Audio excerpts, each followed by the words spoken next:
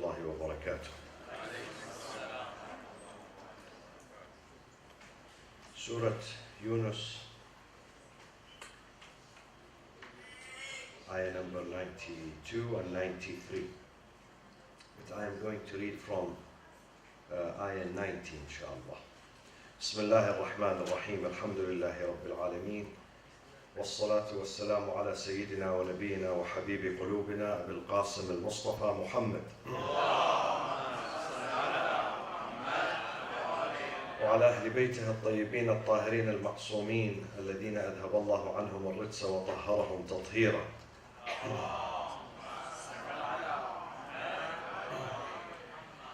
أعوذ بالله من الشيطان الرجيم بسم الله الرحمن الرحيم وجاوزنا ببني إسرائيل البحر فأتبعهم فرعون وجنوده بغيا وعدوا حتى إذا أدركه الغرق قال آمنت أنه لا إله إلا الذي آمنت به بنو إسرائيل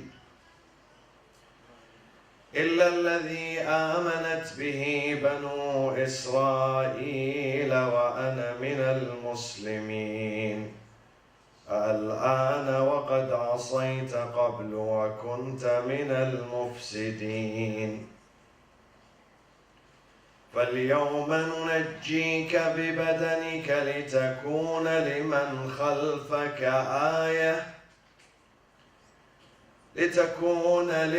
خلفك آية وإن كثيرا من الناس عن آياتنا لغافلون ولقد بوأنا بني إسرائيل مبوأ صدق ورزقناهم من الطيبات فما اختلفوا حتى جاءهم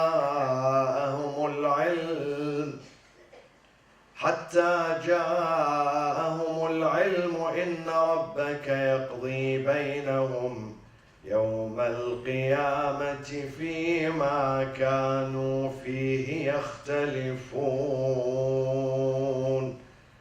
صدق الله العلي العظيم.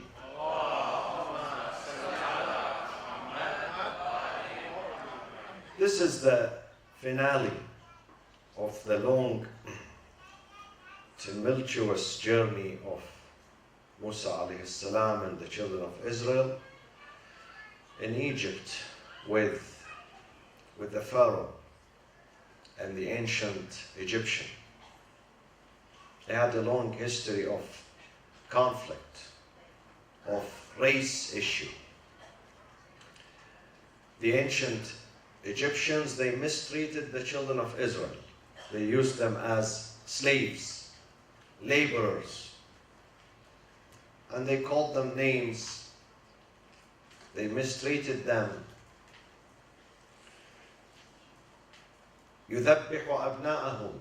And when Moses realized that his government and his seat is going to collapse at the hand of the Israelites, he started slaying and murdering their kids. يُذَبِّحُ أَبْنَاءَهُم وَيَسْتَحْيِي نِسَاءَهُم. يَسْتَحْيِي means that he would spare their life. He would not kill the females, but he would use them as slaves while he would murder the boys. And then God gave permission to Moses that now it's time, you have to leave Egypt. You have to leave. You have no future in this land. And you have to head to the Holy Land, Al-Ard al-Muqaddasa, the Holy Land in Palestine. So, when Musa alayhi salam started his journey, he took the children of Israel to cross the river, and I mentioned why this river though it is a river, River Nile, I mentioned last week why it is called Bahr. وَجَاوَزْنَا بِبَنِي إِسْرَائِيلَ الْبَحْرِ. The reason I mentioned it last week. So, when Pharaoh was about to die, حَتَّى إِذَا أَدْرَكَهُ الْغَرَقُ. When drowning, gharaq, overwhelmed him. He was about to die. He said, now, at this moment, I recognize the Lord of the children of Israel. He's a legitimate Lord. And I believe in him. But the answer came from God. The answer came, I don't believe you. And I don't accept your repentance because you are not genuine. If you are genuine, even if you say, I'm sorry, 1 hour before your death, we're going to accept your apology. We're going to forgive your sins. But because you are not genuine, we know you are not genuine. You are saying this because you are drowning, not because you found the truth or you believe in the truth. It's not because of that, because you are arrogant. You don't accept the truth. But because you are drowning and perishing, now you said, I believe in the Lord of the children of Israel. آمنت أنه لا إله إلا الذي آمنت به بنو إسرائيل. There is only one Lord, the Lord that the children of Israel took as a Lord, as a subject of worship. وأنا من المسلمين. And I am one of the Muslims with the capital M. Capital M, all mankind are Muslims. Whoever who submits to God is called Muslim. Capital M. Ibrahim alayhi salam says, I'm a Muslim. Me and my son, Ismail, رَبَّنَا وَاجْعَلْنَا مُسْلِمَيْنِ لَكَ وَمِنْ ذُرِّيَّتِنَا أُمَّةً مُسْلِمَةً لَكَ وَأَرِنَا مَنَاسِكَنَا وَتُبْ عَلَيْنَا. Make us submissive to you. And we are called Muslims. The reason why our religion is called Islam, because we submit to God. Because the spirit of Islam and the fruit of Islam is submission. الإسلام هو التسليم يقول أمير المؤمنين علي بن أبي طالب. الإسلام هو التسليم. The spirit of religion and faith is to submit to God. Is try to understand God, is not to argue with God. Sometimes we ask. Last weekend I was in New York. Someone who was 20 years old, he asked me why these things happen to us, tragedies and afflictions and loss and death and sickness and poverty. Why does God allow these to happen? So it is okay to ask. It's okay to ask. We need to understand. There is nothing wrong with that.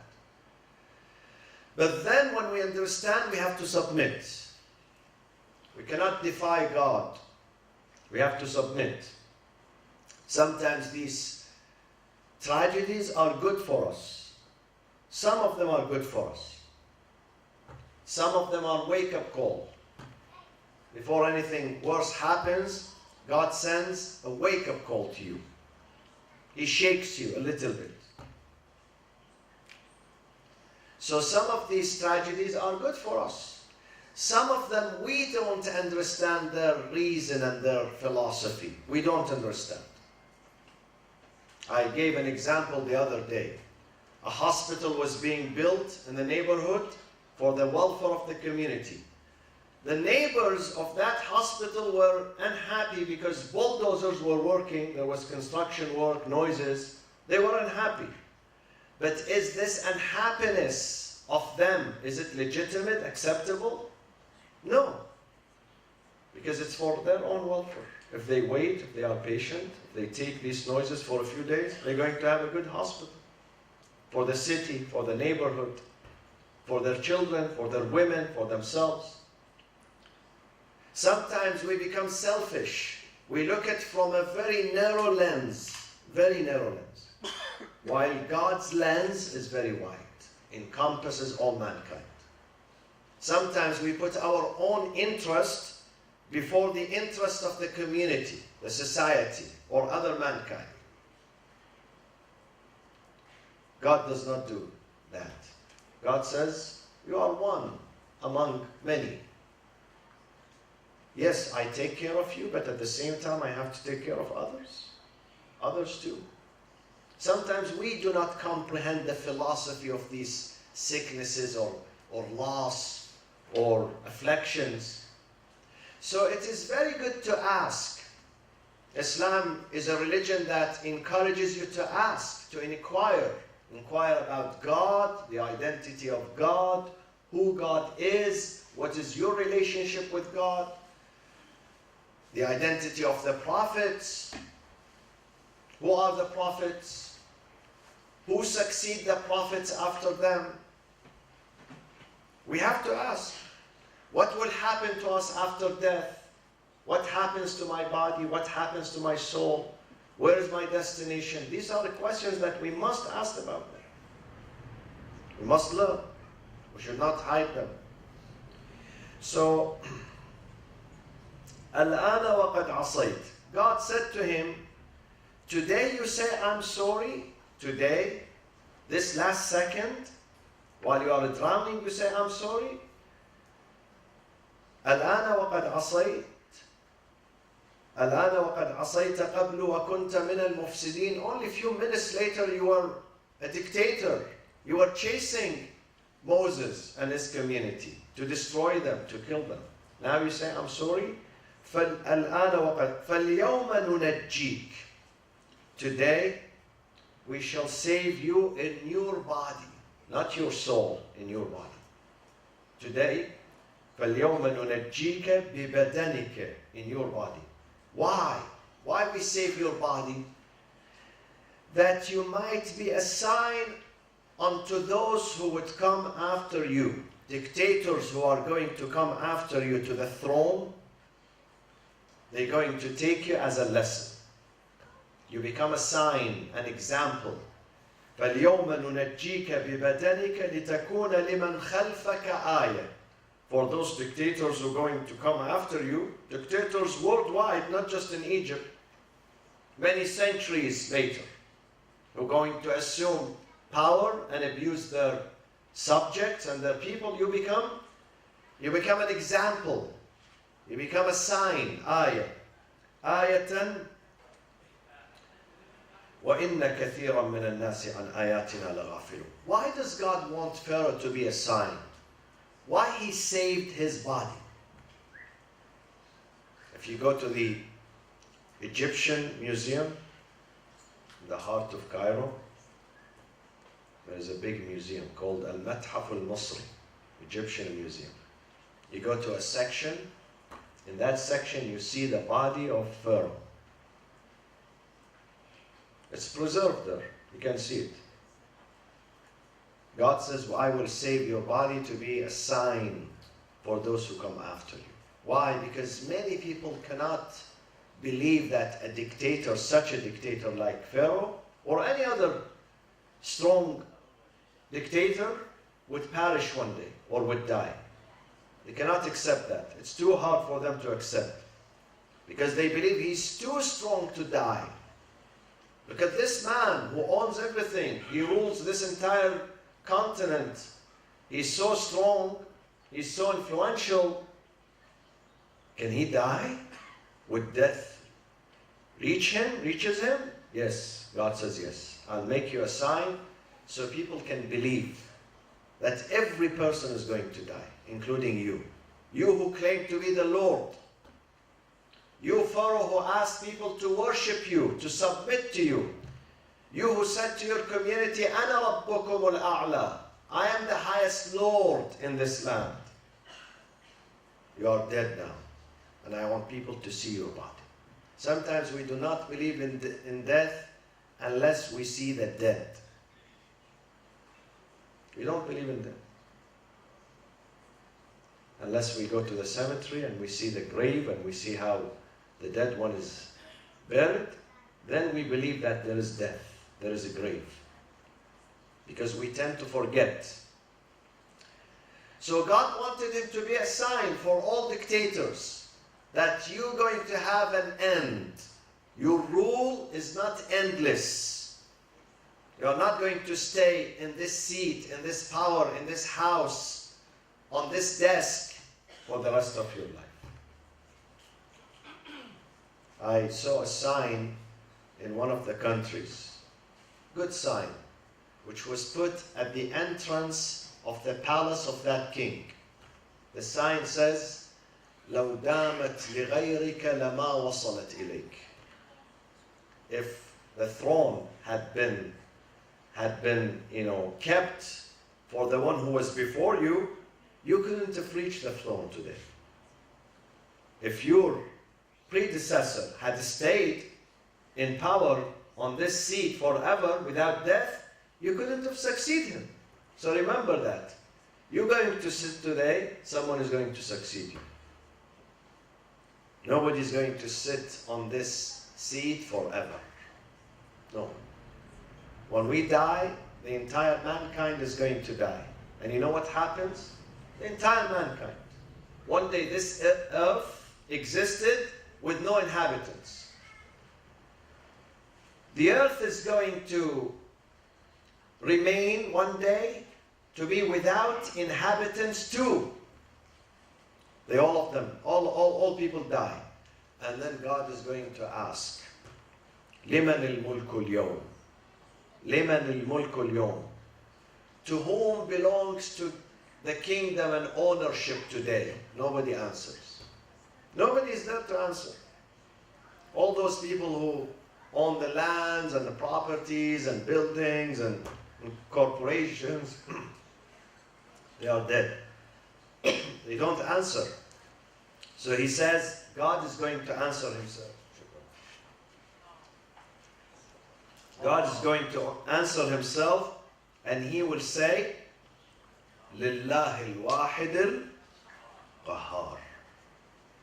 The kingdom and the earth belongs, this mulk, this universe, belongs lillah, the only God who is irresistible. Nobody can resist God. Nobody can resist the will of God. لله الواحد القهار.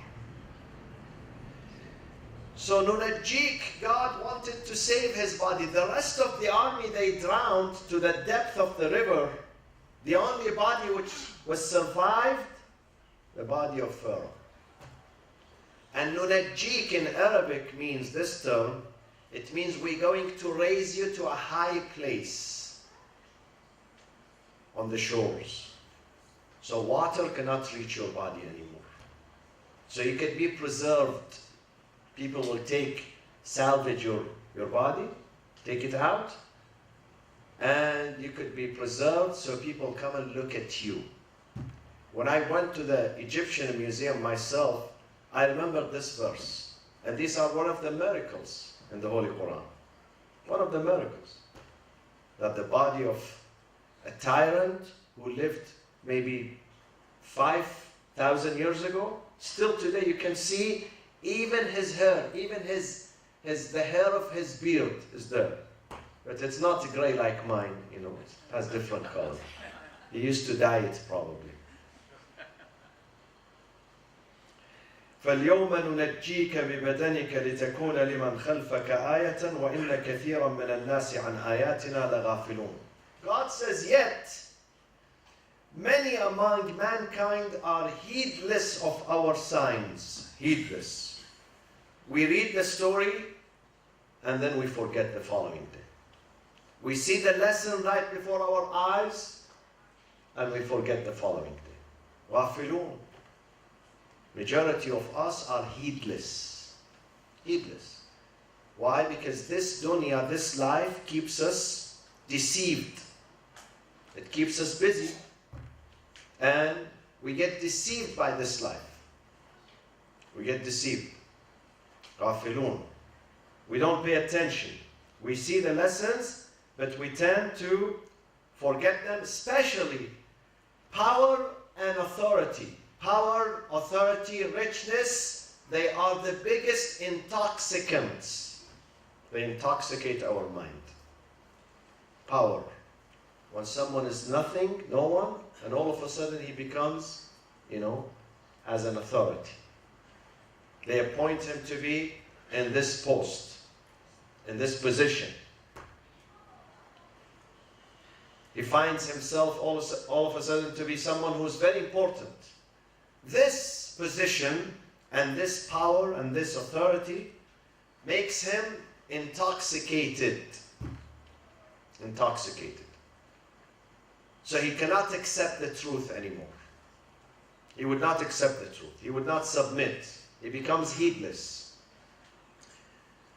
And not only that, even wealth.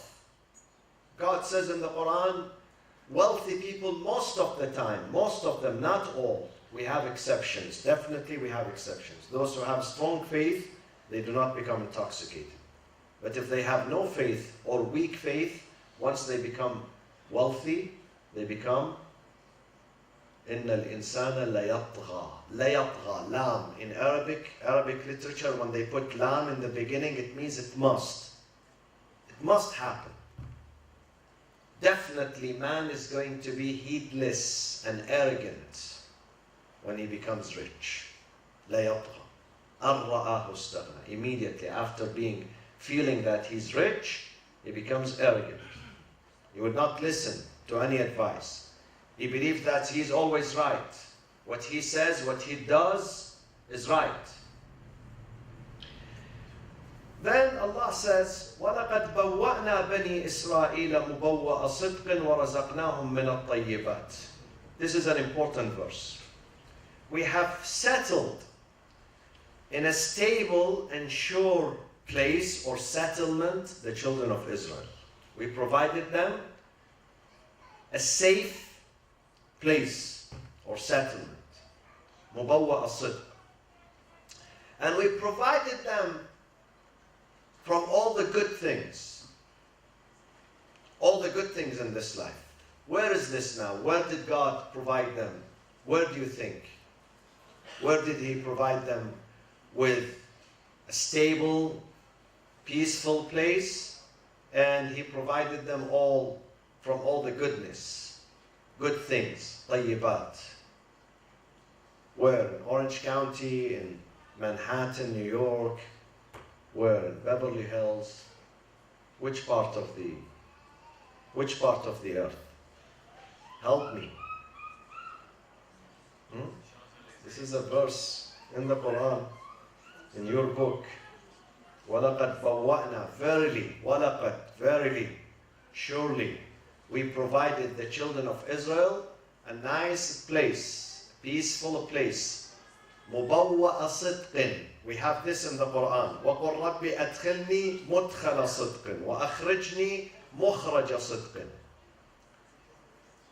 What does مُبَوَّأَ صِدْقٍ? مُبَوَّأ, it's a settlement, place to live, dwelling, okay? مُبَوَّأ. صِدْق, what does صِدْق mean here? What does it mean? Not a truthful. Sidq means that they get whatever they ask for. They ask for stability, there is stability. They ask for peace, there is peace. They ask for food, vegetation, fruits, rivers, water, security, good weather. They have it. Everything they ask for. مُبَوَّأَ صِدْق. So they have not to worry about anything. And where is that? In heaven? No. God says we provided them, past tense. In heaven, it's in the future.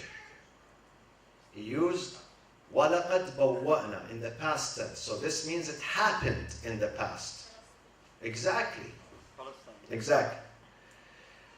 The many commentators in the Quran, they say this is the Holy Land, Palestine. Palestine, because it is a sacred land, holy land. It has a good location. And also, it is sacred because of what? Why it is sacred? What happened in Palestine? There is the Masjid Al-Aqsa, and then the birth of Jesus, and then the Musa and Ibrahim, and almost all the prophets, they either passed through there, including Prophet Muhammad sallallahu alaihi wasallam. He passed through that, Jerusalem, Isra, the journey of Isra, because God wanted him to see that place, to see a place where previous leaders lived, to see it firsthand. So that place is sacred because it was surrounded by prophets and messengers and religions, sacred religions, which is sacred for all. Today the Jews, they say this is our land. The Christians, they say this is our land. The Muslims say this is our land. You know, they all claim ownership and sense of belonging to Palestine. So this is one opinion. The other opinion, the opinion of the minority, it says Egypt. And I think the author of this opinion is Egyptian himself. You know. Egyptians are very proud of their country. So they say, no, it was about Egypt. But no, in reality, it was about Palestine. We made them settle there and have everything ready for them, everything available. مُبَوَّأَ صِدْقٍ وَرَزَقْنَاهُمْ مِنَ الطَّيِّبَاتِ. Now, did they appreciate what God has given them? We gave them land, we gave them peace and security, we gave them food, we gave them water, we gave them everything. وَرَزَقْنَاهُمْ مِنَ الطَّيِّبَاتِ. We supplied, رَزَقْنَاهُمْ, supplied them with every good thing. Every good thing that comes to your mind. But did they appreciate? Did they say, thank you, God?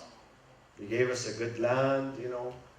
You gave us health, prosperity. Did they?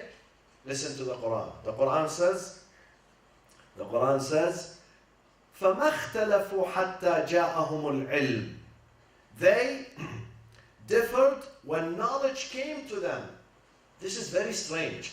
Sometimes you don't know the truth and you differ or you defy or you reject because you don't know the answer. You don't know the truth. You don't know who's who. But when you start knowing the answer and you still defy and reject, this is called what? Rejection. Huh? This is called inad. What is inad?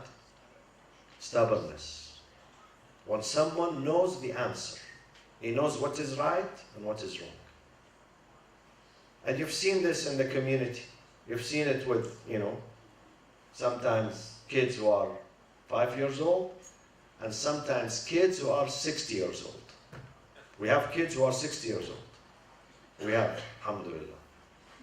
Okay? We have kids all ages. All ages. But they are kids. They are stubborn. They know the truth. They know what is right, what is wrong. Okay? But because of stubbornness, and stubbornness is what? It's a disease. It's a disease. And the root of this disease is what? Arrogance. Takabbur. Arrogance. This is why the best quality in the humans is a humility. Humility. Nothing better than humility. To be down to earth. Once you are humble, you're going to accept the truth. But if you are arrogant, you would never accept the truth. You would never accept the truth. Ask God to make you humble. Nothing is more beautiful than being humble. So they rejected. They rejected after knowing what is right and what is wrong. فَمَا اخْتَلَفُوا حَتَّى جَاءَهُمُ الْعِلْمِ. But God surely is going to judge among them on the day of judgment. إِنَّ رَبَّكَ يَقْضِي بَيْنَهُمْ يَوْمَ الْقِيَامَةِ فِيمَا كَانُوا فِيهِ يَخْتَلِفُونَ. God is going to judge between them. Now, how they rejected? What did they reject? They rejected two things. One opinion says they rejected Moses. After God saved them from Pharaoh and he brought them into Palestine, they rejected their prophets. They committed mischief and rebellion. Not only the children of Israel committed mischief, the Muslims also committed mischief after the Prophet and during the time of a Prophet Muhammad sallallahu alaihi wasallam. Quran is not just for storytelling. The Quran is saying, oh Muslims, be careful. Don't do what others did to their prophets. So even Muslims, they rejected the Prophet. They rebelled. Some Muslims rebelled against their own Prophet and their own leadership. But God is going to judge between the people. God is going to hold us accountable for everything we do in this life. So some of them rejected Moses and rejected their prophets, and some others rejected the Prophet Muhammad when the truth came to them, knowing that he's the messenger of God. Because it was written in their books that at such and such time there will be, and this is in the Old Testament, one of the descendants of Abraham from his son Ishmael is going to be raised in the community. And that is a reference to Prophet Muhammad. But they did not believe in him. Why? Because of one word. Because of race issue. Because Muhammad is not one of us. They wanted the Prophet to be one of them. Since he's not one of us, we don't accept him. And this is not good. God says, you have to be universal in your thinking. You don't follow people because of the color of their skin. Neither because of their language. If you follow someone, you have to follow him or her because of their character, because of their moral quality, because of their intelligence, because of their righteousness. Do not look at color. The worst thing is when we judge people based on their color. This is the worst thing. The worst thing is when we just judge people based on their language, on their culture. God says, follow people because of their contribution, their richness, their piety, their righteousness. Because you learn from them. Don't look at the color, don't look at the race. Race is not an issue in Islam. God says, I created you out of male and female, and I made you into different races, so you learn from one another, and you appreciate one another. Not you fight. Not to say my race is better than your race. My color is better than your color. We have to be universal. Yes, you might be proud of your heritage, your parents. Be proud of your color too. But respect other people's color too. Respect them too. Don't demean someone because he's not my color, he's not my language, he's not my nationality. I look down at this. This is not right. We have to be universal. Color is God's creation. Language is God's creation. This nationality or that nationality, they are all the children of God. And we should not discriminate between the children of God. Inshallah, we see you tomorrow at the Friday service at 1 p.m. And also Saturday the 13th, we will see you at the celebration of Mid-Sha'ban, inshallah, the birthday of the last Imam, Al-Imam Al-Mahdi.